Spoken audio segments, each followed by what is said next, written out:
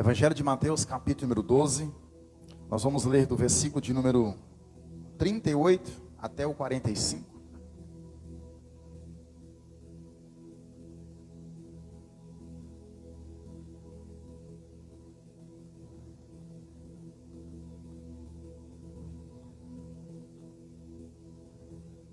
Quem encontrou, diga amém. Vamos ler com atenção a palavra do Senhor. Então, alguns dos fariseus e mestres da lei lhe disseram: Mestre, queremos ver um sinal miraculoso feito por ti. Ele respondeu: Uma geração perversa e adúltera pede um sinal miraculoso, mas nenhum sinal lhe será dado, exceto o sinal do profeta Jonas. Pois assim como Jonas esteve 3 dias e 3 noites no ventre de um grande peixe, assim o Filho do Homem ficará 3 dias e 3 noites no coração da terra. Os homens de Nínive se levantarão no juízo com esta geração e a condenarão, pois eles se arrependeram com a pregação de Jonas. E agora está aqui o que é maior do que Jonas. A rainha do sul se levantará no juízo com esta geração e a condenará, pois ela veio dos confins da terra para ouvir a sabedoria de Salomão. E agora está aqui quem é maior do que Salomão. Quando o espírito imundo sai de um homem, passa por lugares áridos, procurando descanso e não encontra. E diz: voltarei para a casa de onde saí. Chegando, encontra a casa desocupada, varrida e em ordem. Então vai e traz consigo outros 7 espíritos piores do que ele. E entrando, passam a viver ali. E o estado final daquele homem torna-se pior do que o primeiro. Assim acontecerá a esta geração perversa. Os irmãos podem sentar?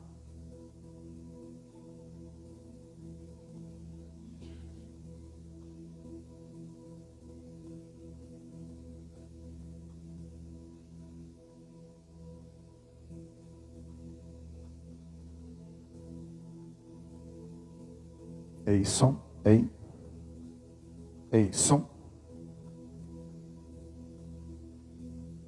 Antes de nós iniciarmos aqui a ministração da palavra, nós vamos estar aqui apresentando as pessoas que estão nos dando o prazer da sua visita. Está conosco hoje o Zezinho, amém? Nosso irmão Ailton também, né? Prometeu que vinha e veio. Está conosco também o Alex, amém? Então toda a igreja vai dizer em alto e bom som para os nossos visitantes hoje: sejam bem-vindos em nome de Jesus e sempre, amém? Sintam-se bem. Deus continuará falando conosco nesse momento através da sua palavra. Irmãos, antes também de nós ministrarmos a palavra, eu gostaria de fazer aqui um agradecimento aos irmãos que puderam estar conosco aqui pela manhã na nossa confraternização. Tivemos aqui um bom número de irmãos.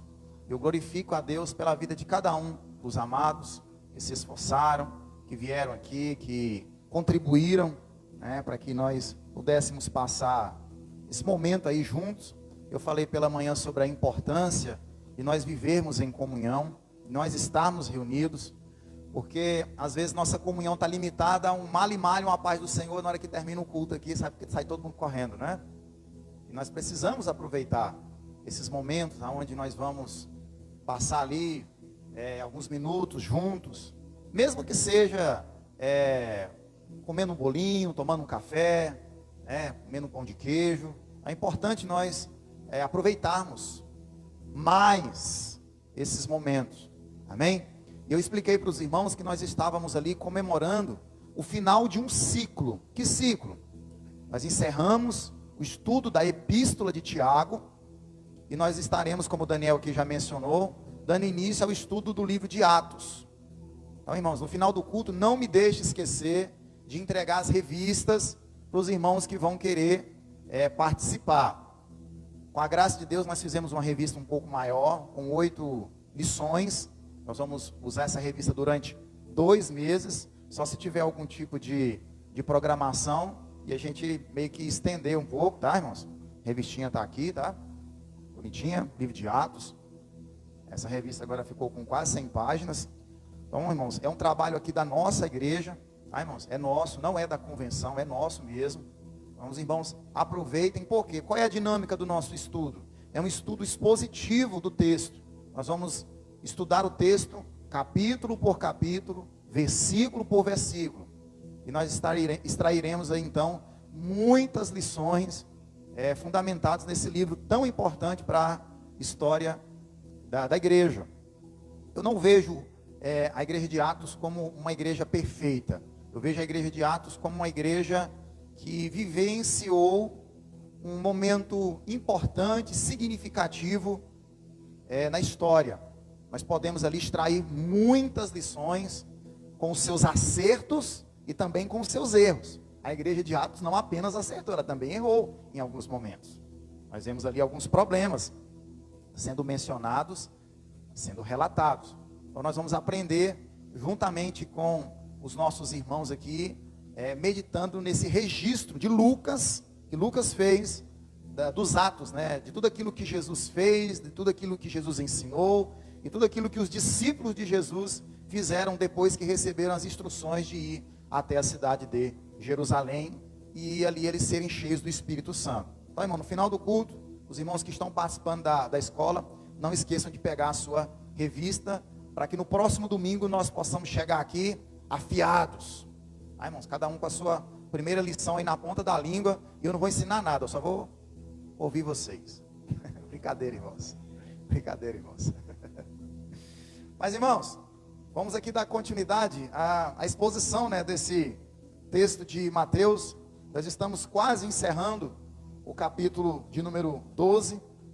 E hoje nós precisamos aqui recapitular um pouquinho o que nós falamos na semana passada, para entender com certa profundidade o que Jesus estava vivendo aqui, o que Jesus estava tratando, qual era o dilema de Jesus nesse momento aqui do seu ministério.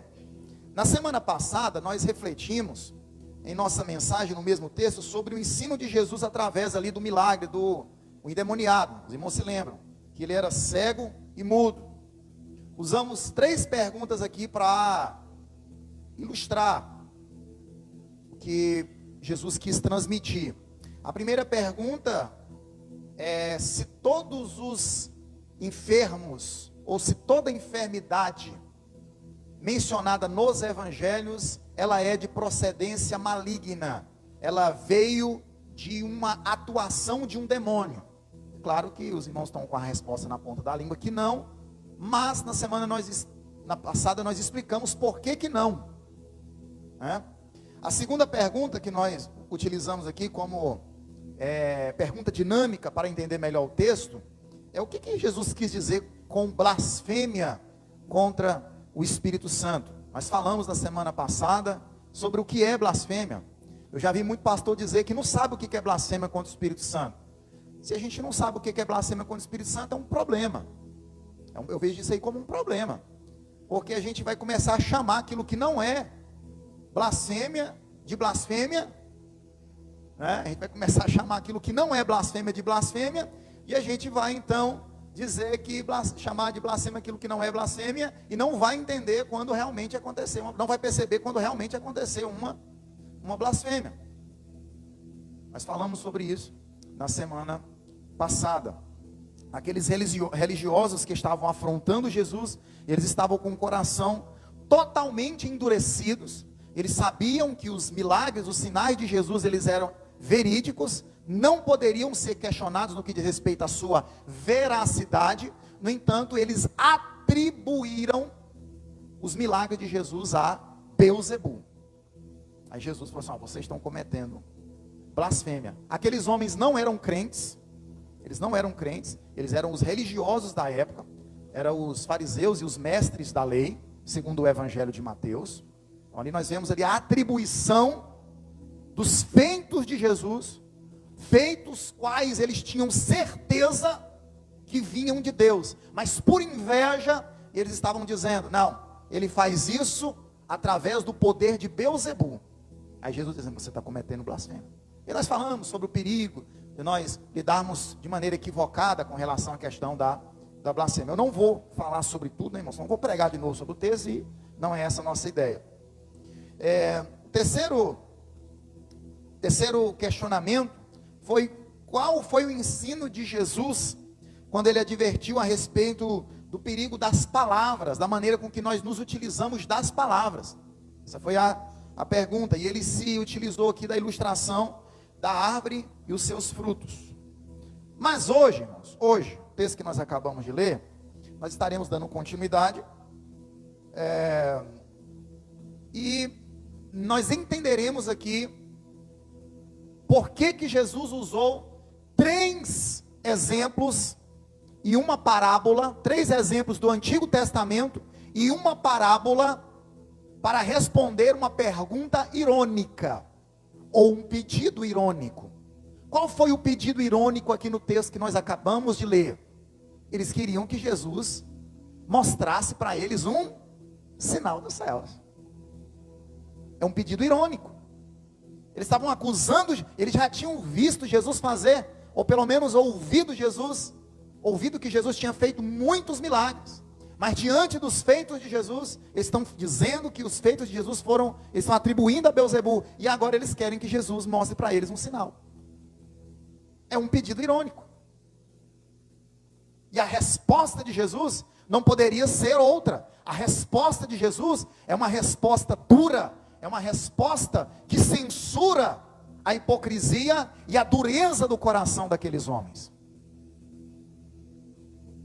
Os judeus não estão ali apenas pedindo um outro milagre, uma vez que eles estavam convencidos de que pelo menos algum dos milagres realizados por Jesus eram por intervenção demoníaca. Eles pediram um sinal com o intuito de remover o que lhes parecia, ou pelo menos, eu vou dizer aqui, irmãos, eu peguei isso aqui de um teólogo chamado D.A. Carson. Carson vai dizer o seguinte, que eles estão pedindo esse sinal para dizer assim: não, faz mais um sinal aí para a gente ver se realmente esse negócio é de Deus ou não é, para quebrar essa ambiguidade, porque para nossa percepção você está fazendo para o Beelzebu. Parece que eles estão fazendo esse pedido para dar uma diminuída no peso daquilo que eles tinham falado anteriormente. E o que era? Atribuir o que Jesus estava fazendo a Beelzebu. Tipo assim, vamos dar uma maneirada aqui. Ah, tá, já que você está dizendo aí que você está criticando a gente, porque a gente está falando que é Beelzebu, então faz outro sinal aí. Aí Jesus responde: uma geração má, perversa e adúltera está me pedindo um sinal. Vamos entender então essa resposta. Porque a pergunta desses religiosos, irmãos, ela reflete o quê? Uma cegueira incorrigível. Por que incorrigível? Porque eles já tinham cometido blasfêmia. Eles já tinham cometido blasfêmia. O pedido deles só refletia a cegueira deles, a dureza do coração. E era o que? Era uma cegueira irreversível, irremediável. Não é só aquela duvidazinha da pessoa que não tem certeza do que está falando. É irremediável, irmãos. E o reflexo é esse pedido irônico.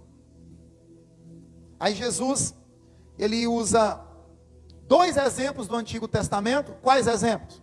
O do profeta Jonas e de Salomão, e a ilustração ou a parábola de um homem que foi liberto por um espírito maligno. Eu já vi muito crente dizer o seguinte: olha, pastor, não precisa mais pregar o Antigo Testamento, porque o Antigo Testamento não serve para a igreja hoje.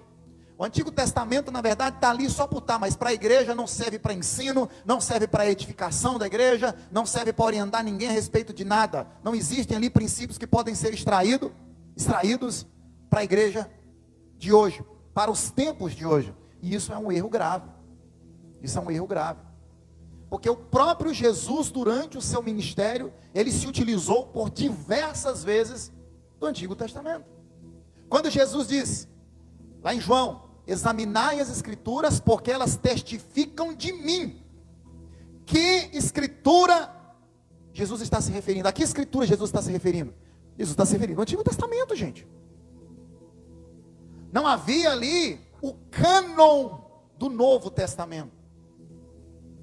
Quando você vai observar a pregação de Pedro, você vai observar a pregação de Estevão, o discurso de Estevão, o sermão de Estevão, o sermão do apóstolo Paulo, entre outros sermões que estão registrados, pelo menos no livro de Atos, irmãos, é Antigo Testamento o tempo todo. E o Antigo Testamento está apontando para quem? Está apontando para Jesus. Louvado seja Deus. Então use o Antigo Testamento, irmãos, desde que ele aponte para Jesus. Observe que Jesus está se utilizando de dois personagens conhecidíssimos para então trazer uma lição para esses homens que estavam cegos. A cegueira era irremediável, mas havia ali também um público que deveria ser ensinado, havia ali também os seus discípulos que deveriam ser ensinados acerca do pedido irônico que estava sendo feito ali ao mestre. O que Mateus quer comunicar, irmãos, aos seus primeiros leitores, baseados aqui, irmãos, nesse texto? Nós precisamos nos lembrar que o contexto é de rejeição.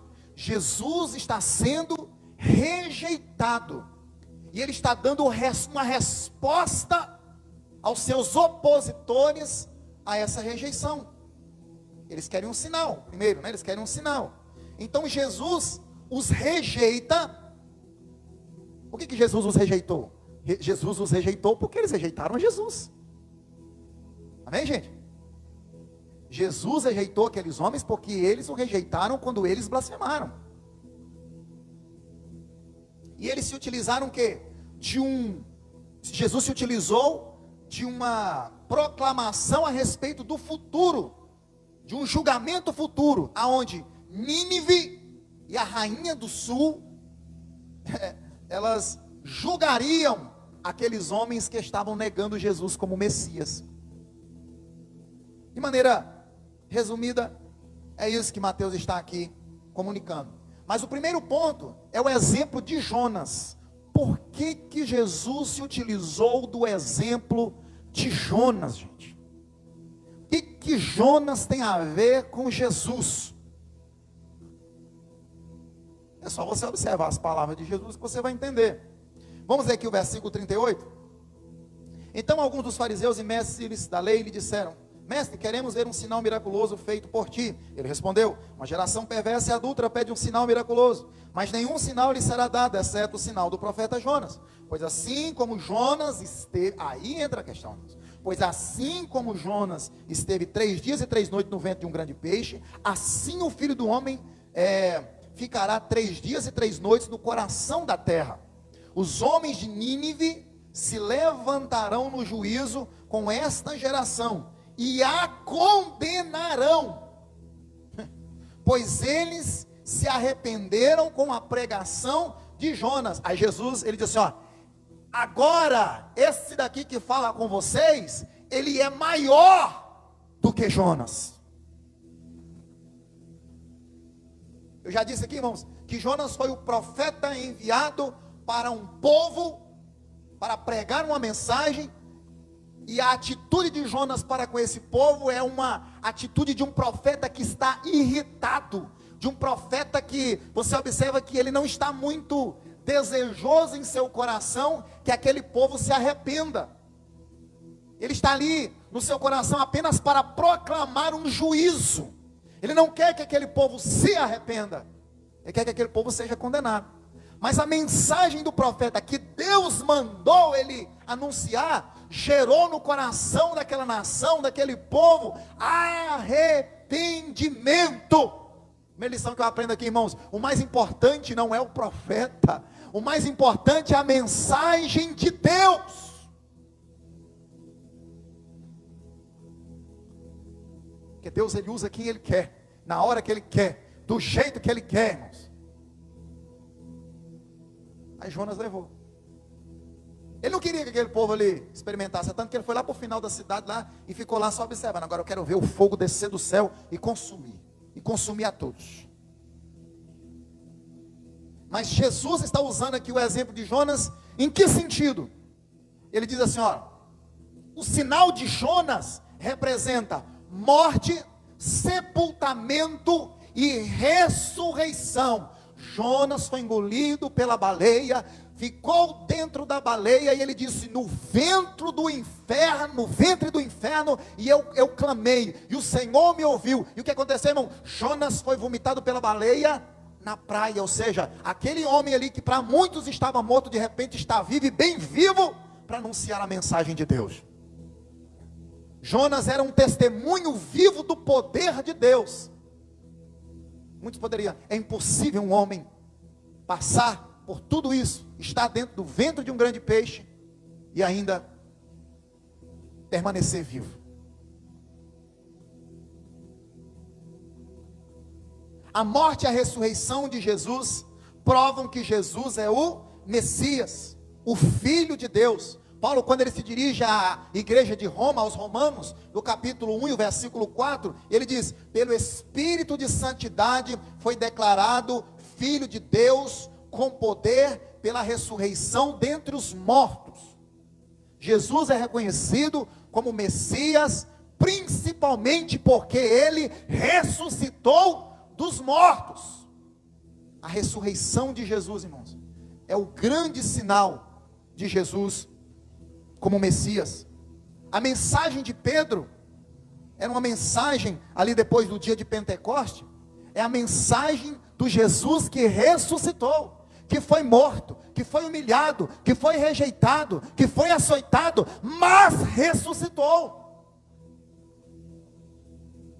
O testemunho da igreja primitiva, irmão, ela girava. É tanto que quando Lucas vai se dirigir a Teófilo, que é o endereçado ali do livro de Atos, ele vai dizer, ó, eu quero falar a respeito desse Jesus, porque ele apareceu, ó Teófilo, com incontestáveis provas. Ele foi visto por uma multidão, ele apareceu para Pedro, e ele vai citando ali as pessoas que Jesus apareceu depois da sua ressurreição, ou seja, é uma prova documental da ressurreição de Jesus.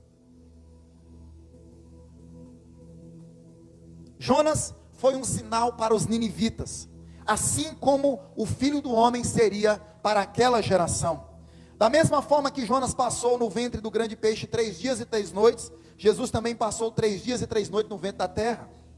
A evidência mais eloquente de que Jesus era o Messias não eram os sinais, não era o milagre, não era o fato dele ter ressuscitado a Lázaro, não era ele ter feito o cego enxergar, o mudo falar, irmão, o paralítico andar. Foi o fato de Jesus ter ressuscitado, ele ter vencido a morte. Louvado seja Deus.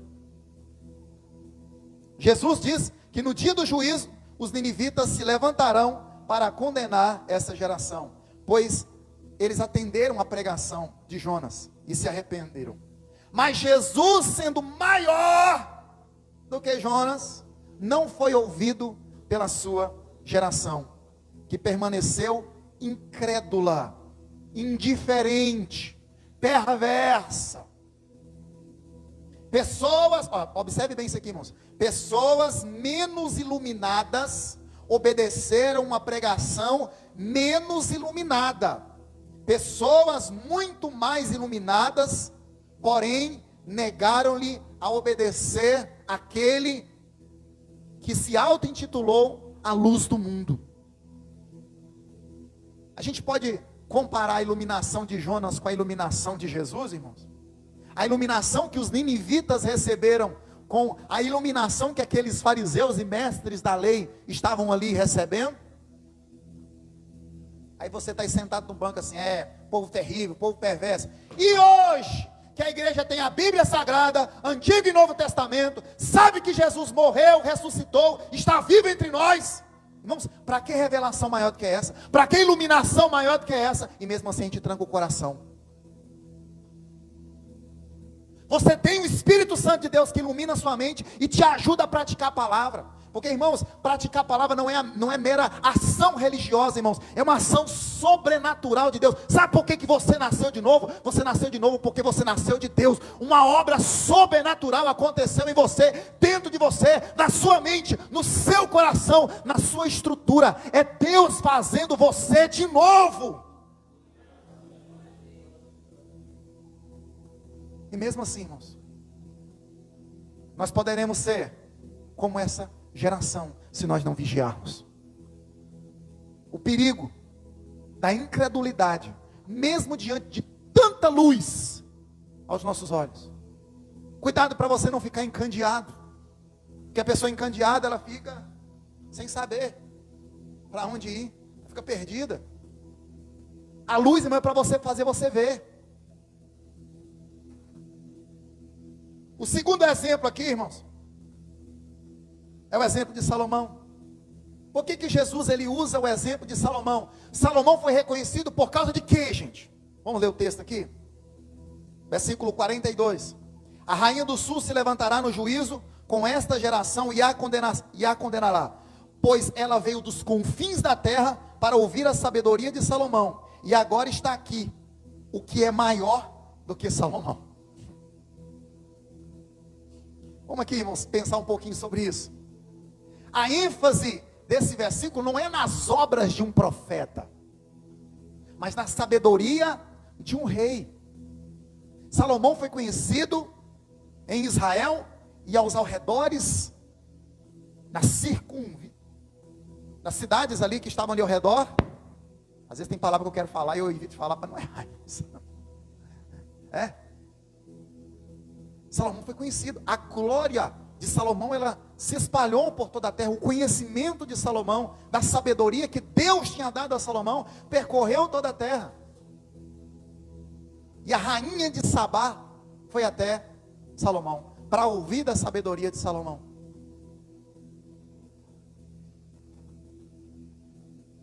Sendo Jesus maior do que Salomão, eles não creram em suas palavras, não creram em seus ensinos, mesmo ele estando entre eles. Irmãos, esses dois exemplos do Antigo Testamento, Jesus está se utilizando para apontar para a incredulidade deles. Ele usa o exemplo de Jonas, um profeta que tinha ali uma história espetacular, marcante na história do povo de Israel, está sendo mencionado, e Jesus está dizendo: eu sou maior do que Jonas. Aí ele vai lá para o Antigo Testamento, ele continua no Antigo Testamento e aponta para quem? Para Salomão. Salomão, o rei do templo, da glória. Mas Salomão foi conhecido pela sua sabedoria. E a vida dos mestres, a vida dos fariseus, a vida dos escribas era criticar os ensinamentos de Jesus.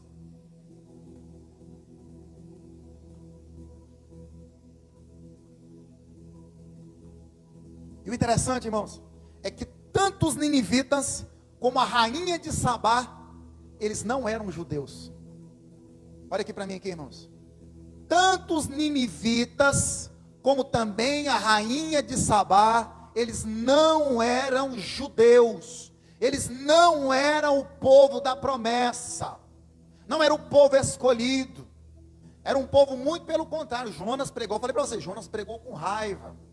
A rainha de Sabá ali era uma rainha estrangeira que estava ali para conhecer a sabedoria de Salomão. Mas um pouquinho de luz que eles receberam foi o suficiente para os fazer se curvar, se prostrar. Irmãos, alguém vai dizer assim: pastor, o senhor quer dizer então que os ninivitas eram melhores do que os judeus? E a rainha de Sabá, o povo que aquela rainha representava, era um povo que era um povo mais santo, um povo mais justo do que os judeus? Irmãos, a questão aqui não é quem é mais justo e quem é menos justo. A questão é o quanto eles estavam com o coração endurecido diante da maior luz que eles já puderam ver na sua vida. A questão aqui, irmão, não é quem é mais justo ou quem é mais justo. A questão é a incredulidade.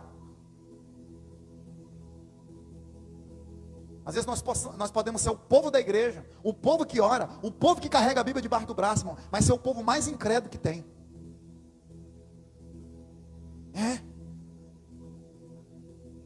Nós não podemos nos acostumar, irmãos, com o espiritual, o religioso, irmãos. Nós devemos ter temor e tremor diante daquilo que Deus está nos conferindo, diante dessa maravilhosa luz que está chegando até nós.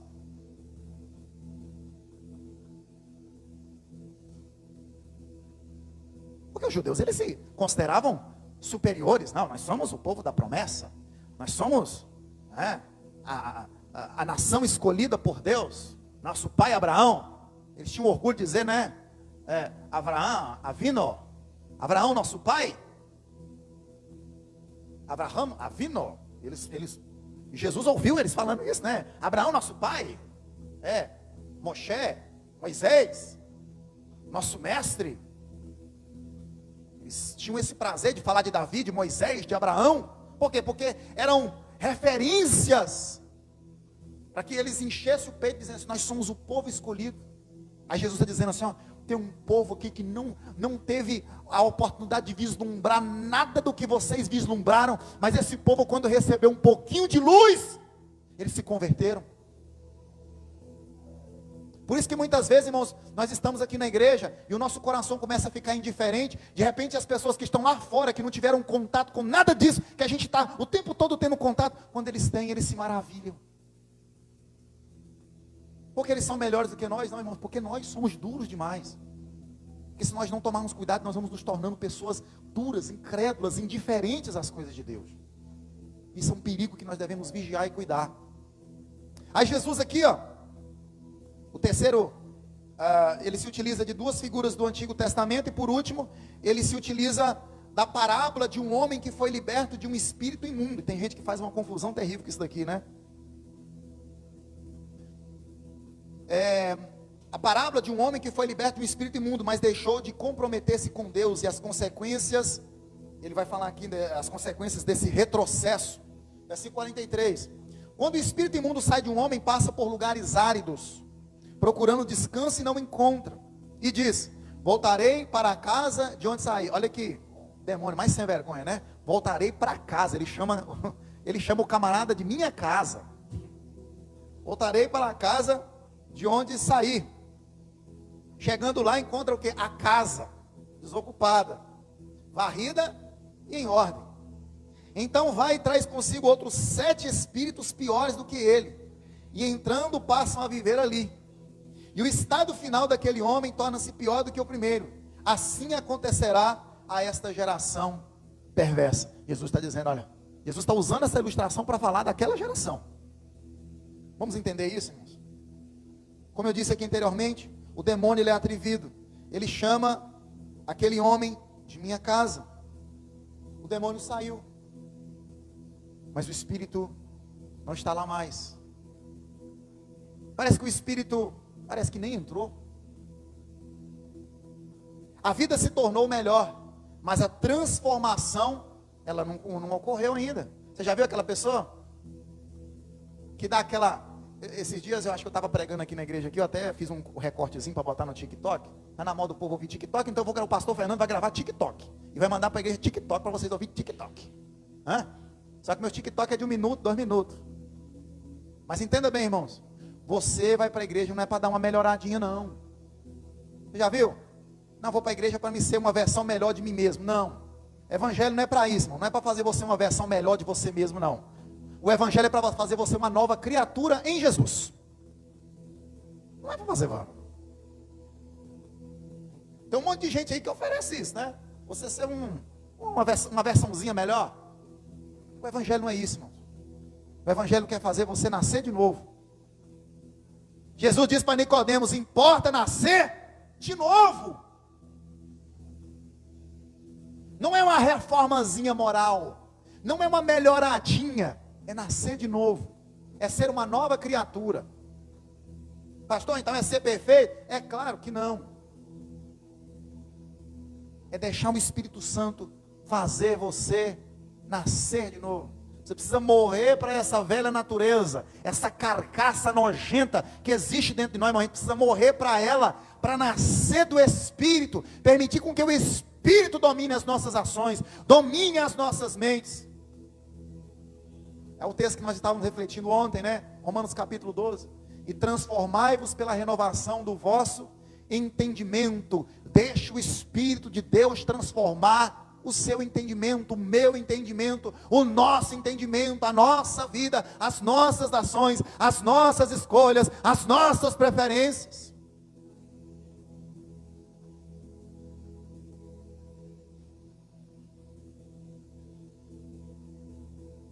Esses religiosos aí, irmãos, Ele come essa turma aí, ó. Deu uma melhoradinha.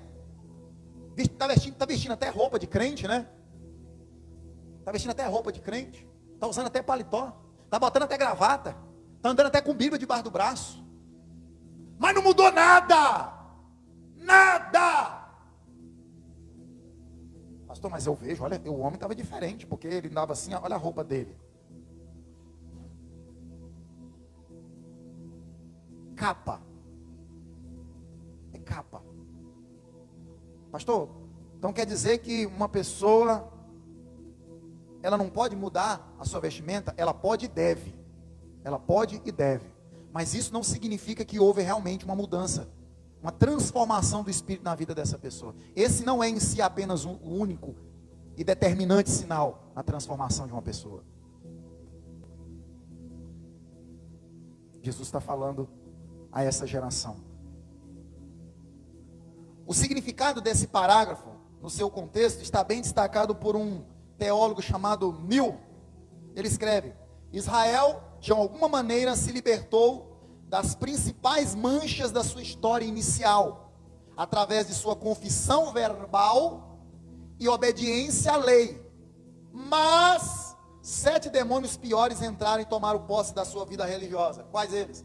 Fanatismo, intolerância, preconceitos e outros pecados demais, dentro do próprio judaísmo. Ou seja, houve uma reforma, houve uma mudança exterior. Aí Deus usa o profeta Ezequiel dizendo que ele colocaria no futuro a palavra, a lei do Senhor, no coração deles, irmãos. Transformaria esse coração de pedra em um coração de carne.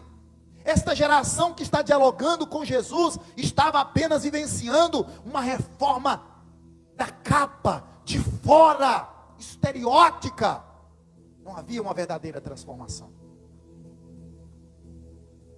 E na verdade, além de não haver essa transformação, porque a hipocrisia ela faz isso com a gente, irmãos. A hipocrisia, a imagem religiosa, ela faz isso com a gente. Ela nos torna fanáticos, intolerantes, preconceituosos, entre outras mazelas terríveis.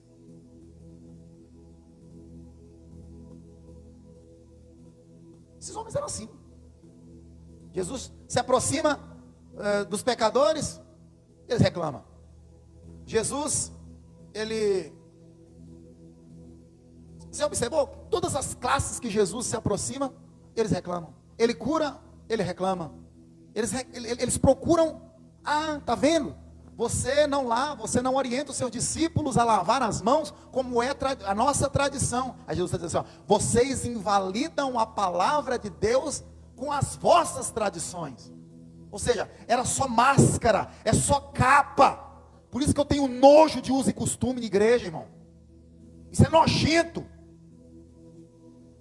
Negócio de uso e costume. Hipocrisia religiosa. Isso não salva ninguém. Isso não leva ninguém para o céu, irmãos. Isso muito pelo contrário, só nos afasta de Deus.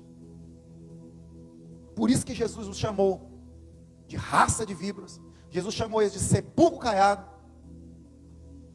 Entre tantas outras coisas.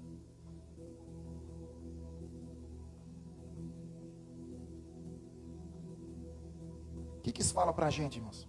Jesus estava advertindo contra o perigo de haver somente uma conversão parcial.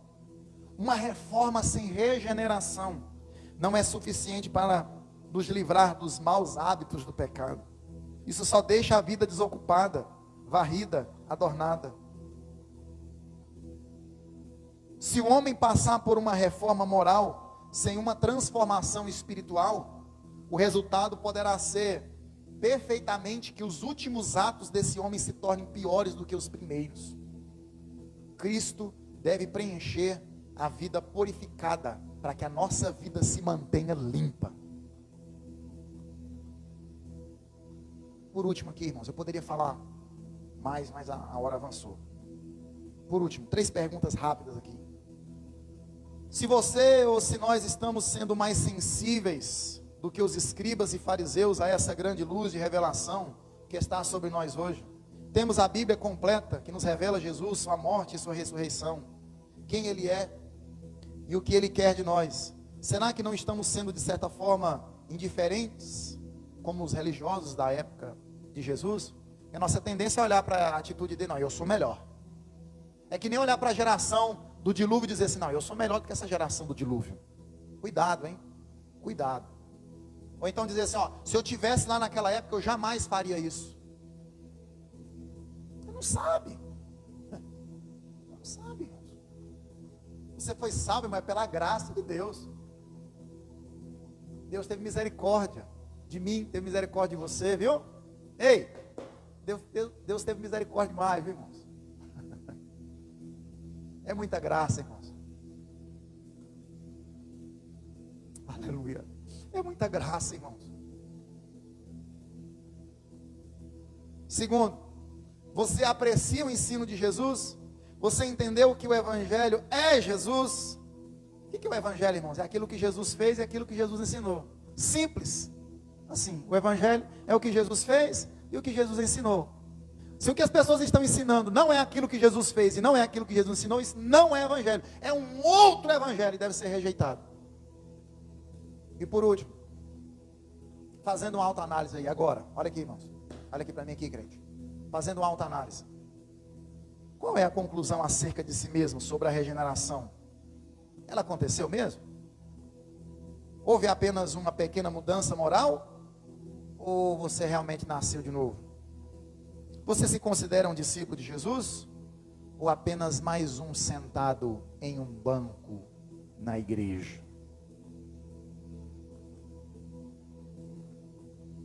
Ah, que pergunta dura essa aqui, né, irmãos? Você nasceu de novo mesmo? Não tem como, irmão, ficar em cima do muro. Não tem como ser mais ou menos. Ou você se entrega totalmente a Jesus, ou então você não se entregou. Vamos ficar de pé?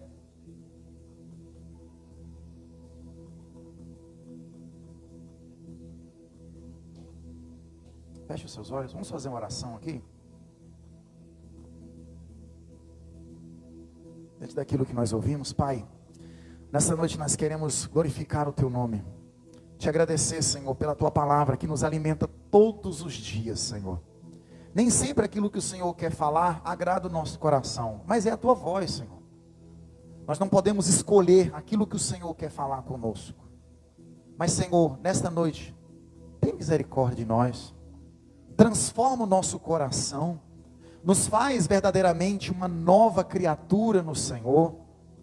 O Senhor sabe, Deus, que nós estamos vivendo tempos tão difíceis, tempos tão desafiadores, mas nós confiamos no poder do Teu Espírito para nos conduzir até a Tua vontade, Senhor. Nos ajude, Pai. Nos enche com a Sua graça. Nos ajude a fazer a Tua vontade. Nos ajude a Te amar sobre todas as coisas. Senhor, nos livra de rejeitar o Senhor, de ser indiferente a essa luz que está tão clara, Senhor, diante dos nossos olhos. Nos livra dessa indiferença, Senhor. Oh Deus, nos livra de nós mesmos. Alcança, Senhor Deus, todas as famílias. Alcança os nossos filhos. Alcança, Senhor Deus, a nossa vida, a nossa mente, o nosso ser, corpo, alma e espírito, Senhor. Precisamos de Ti, Senhor. Para onde iremos nós? Pois só Tu tens as palavras de vida eterna, Senhor. Oh Deus, socorre-nos, Senhor.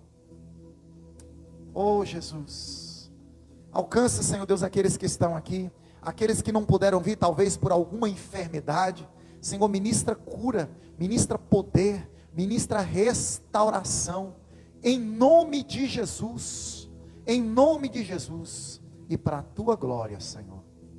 Louvado seja Deus.